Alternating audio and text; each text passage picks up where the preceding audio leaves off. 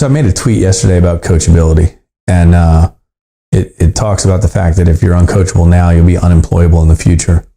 And I wanted to elaborate on that for a minute, because I think what people fail to realize in most successful people, they have mentors, they have coaches, they have continued to improve and get better. And so it's not always my ability to be better, it's someone helping me be better. And so I consider that coachability. And if at my level you're coachable, and you find success, well, then don't you need that at every single level below? And so one of the things that I deal with is a lot of salespeople that I've trained over my lifetime.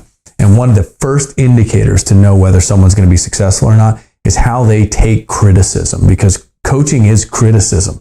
There's a way you can criticize someone in the positive, and there's a way you can do it in the negative, right? But the idea that you're going to get beat up, you're going to get picked apart, you're going to get your butt kicked, but you have to be coachable and understand why someone is giving you those details, right? I can tell you this: when I stop coaching someone, it's because I don't believe they're going to survive. And so if you take that as anything, right, one of the keys to success is to be coachable. If you get defensive, you're not being coachable. If your body language screams that you don't care or you don't believe what we're saying, then again, you're not coachable in that moment. So coachability is 100%. And I will tell you this, it's not always a person that coaches me. It's not always like I paid a coach to do this, right? It's a mentor. Sometimes it's my kids coaching me and like letting me know how they feel or how I made them feel, which is a moment of coachability where I try and make myself better. And remember, that was not my intention. I didn't want you to feel that way. So the next time I deliver something, I'm going to change how I say it. I'm going to make an improvement to myself. That in its own right is coachability, right? If someone tells me they didn't like the tone of an email, they didn't like the way I spoke to them, okay, that's a moment for me to be coach or to coach myself. And so I think, again, I've talked a little bit of self-worth and kind of that mental side of it.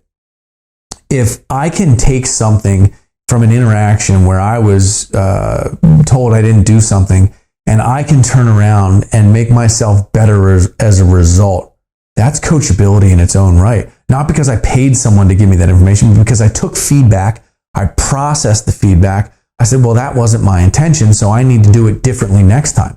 You have to own that first. You have to own that the objective you set out to bestow upon someone was incorrect and was not received that way. So then I have to change how I do it.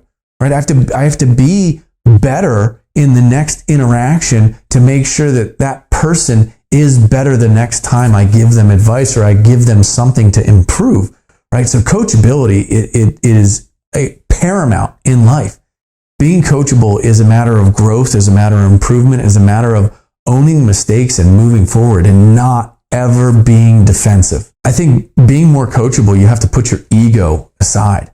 Right? If your ego gets in the way and you instantaneously get mad or defensive about what someone is telling you didn't do right or you could have done better, that in its first right, you're not coachable, right? To be coachable, you have to be open to the criticism and you have to listen to it. But that's only part of it.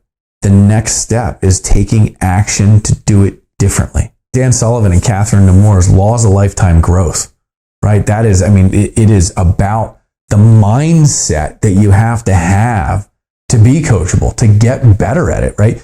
It's not a matter of every interaction you're going to go, oh, that was my fault, I should do this differently.